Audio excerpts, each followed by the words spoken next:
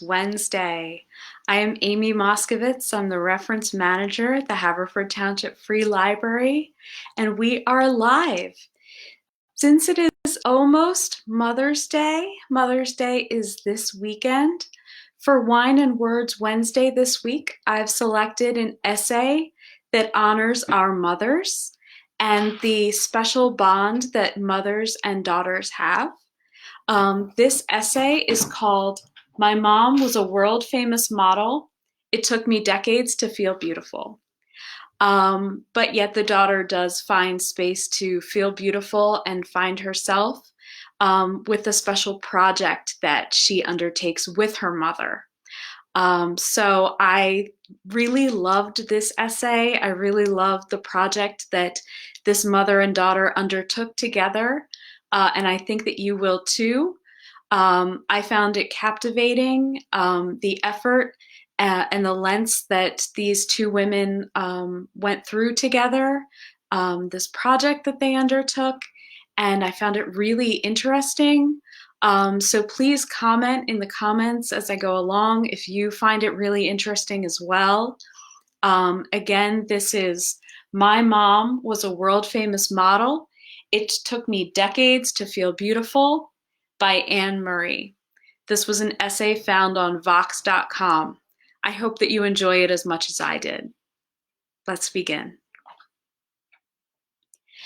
The comparisons began in my baby carriage.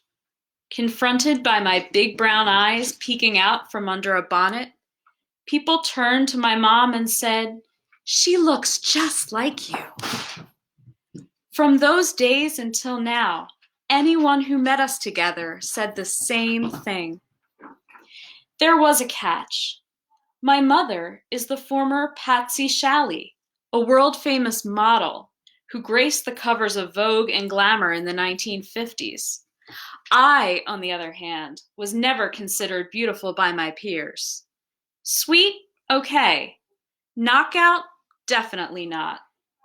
It was all in the timing. I turned 13 in 1979.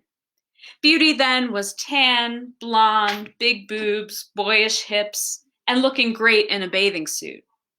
Beauty was Christy Brinkley and Farrah Fawcett. Yes, I visited a modeling agency in my teens. No dice.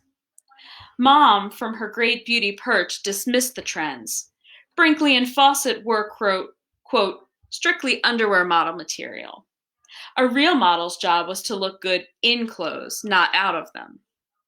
Fair point. But that line of reasoning didn't influence high school boys. The worst part, I had a baby face and looked 5 years younger than I was. People called me cute.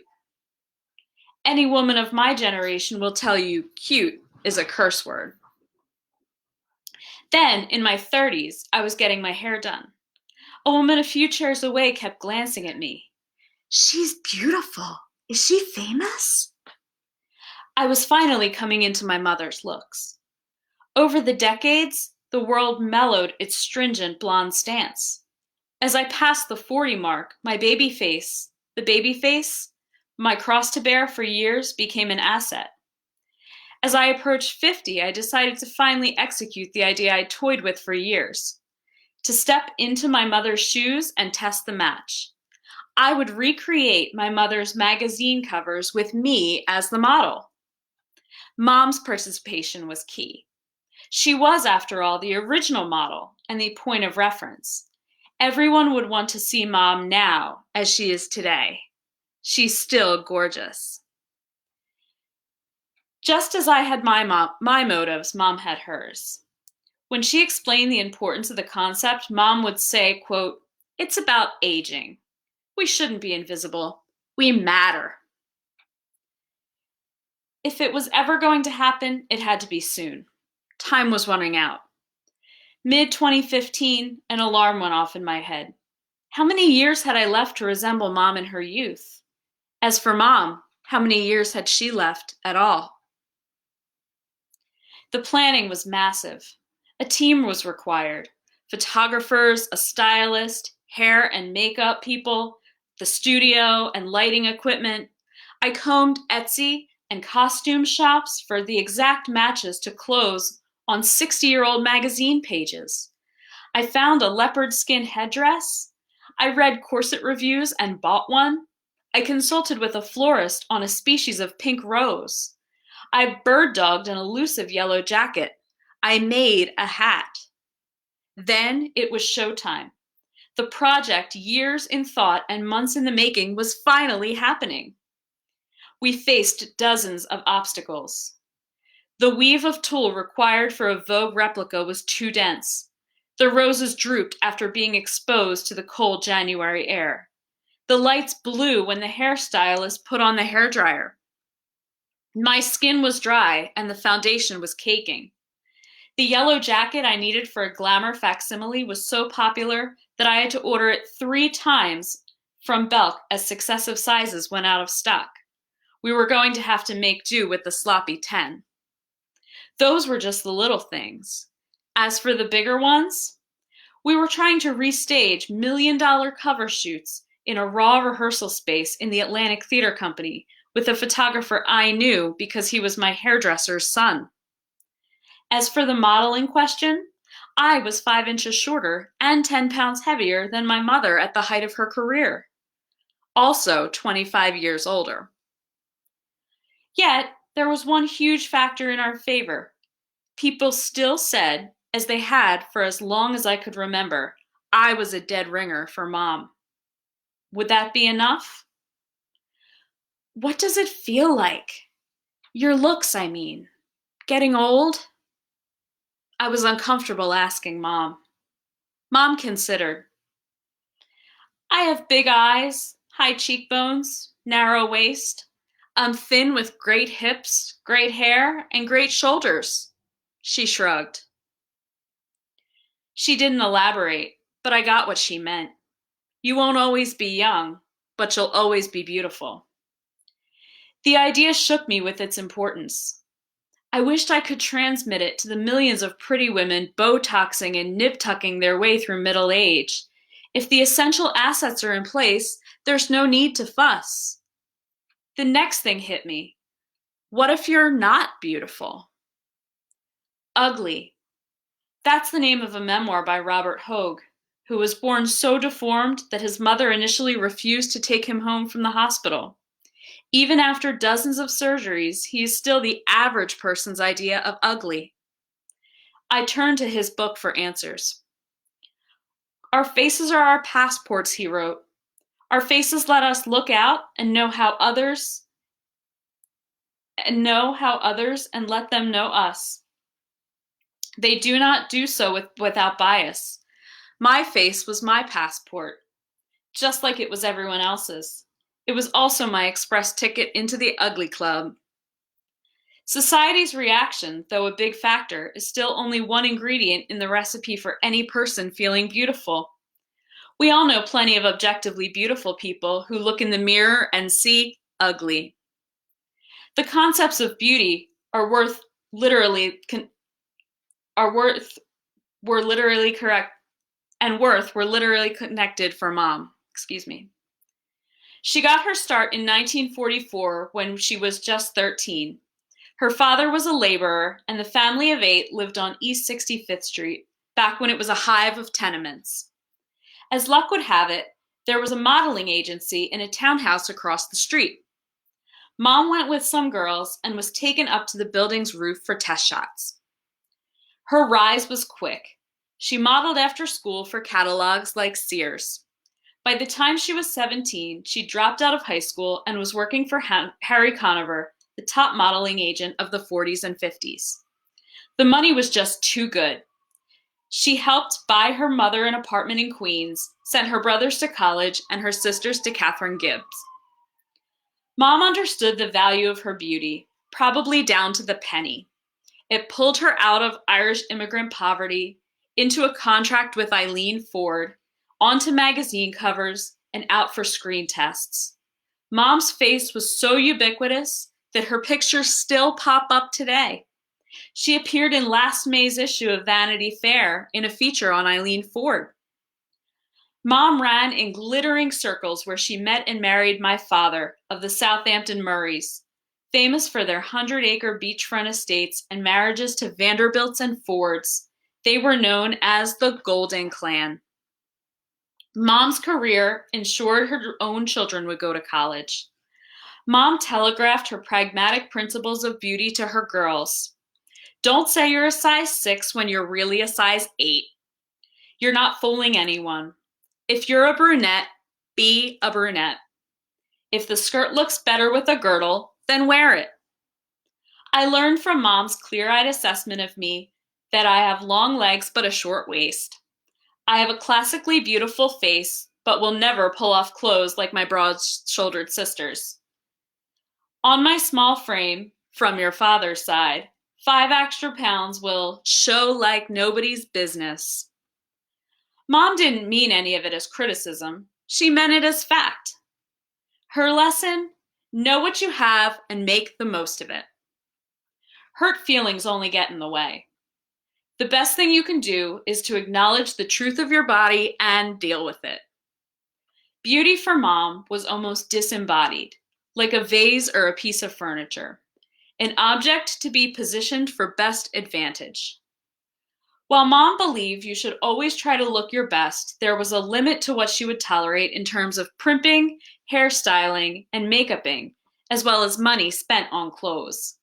Her attitude clearly implied, enough with the drama and nonsense. It's not as if you have to be pretty to eat. The result of Mom's steely-eyed approach has been one of her greatest gifts to me. Despite babyish teen years, acne-plagued adulthoods, thinness and chubbiness, slurs by mean girlfriends, boyfriends, and ex-husbands, I have never, for a moment, not felt beautiful. Instead, I felt in control of what I put on my body, my face, and most importantly, into my own head.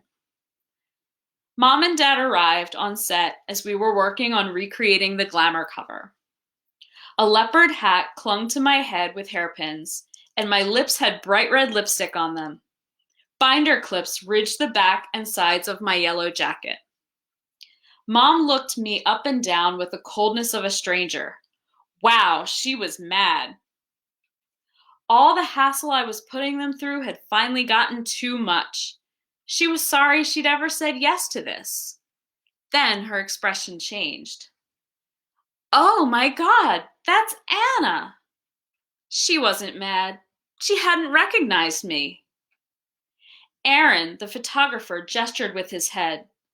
The hairstylist and makeup artist helicoptered around Mom, brimming with questions.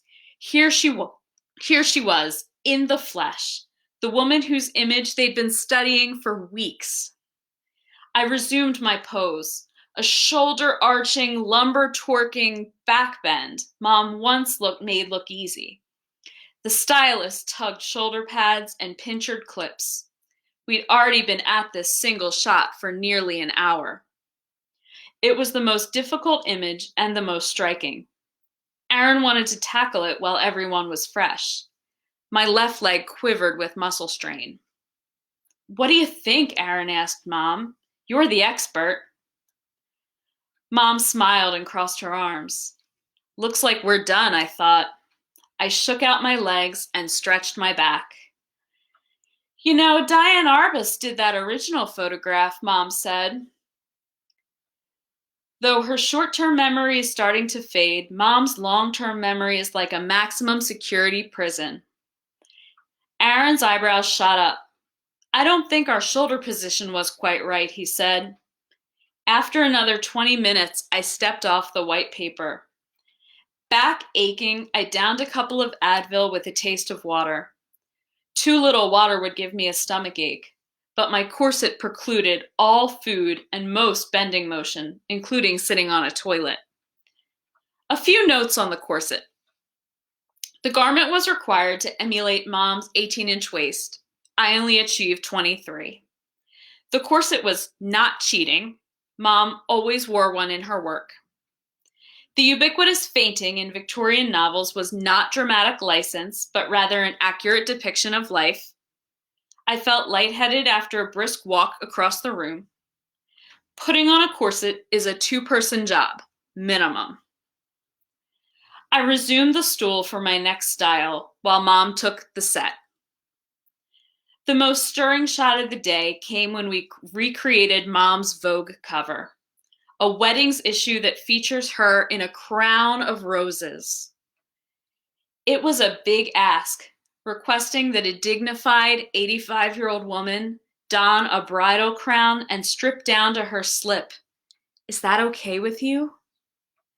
Sure, Mom's slightly perplexed expression said. I'm a model. I'm here to work. Experiencing Mom in this identity was new to me. She retired right after she was married, so I never knew her modeling side. She was obviously a professional, Aaron said. Taking direction perfectly, she moved from pose to pose effortlessly and had not one complaint about any of my requests. I think Mom also sensed the Vogue shot served her purpose about older people not being invisible, about beauty and aging. In the original Irving Penn Vogue cover, Mom's beauty is so intense, it's a stab of pain. Next, there's my version. I'm clearly my mother's daughter, but not the same. Finally appears the ghostly image of my white-haired mother, wreathed in roses and shrouded in tulle.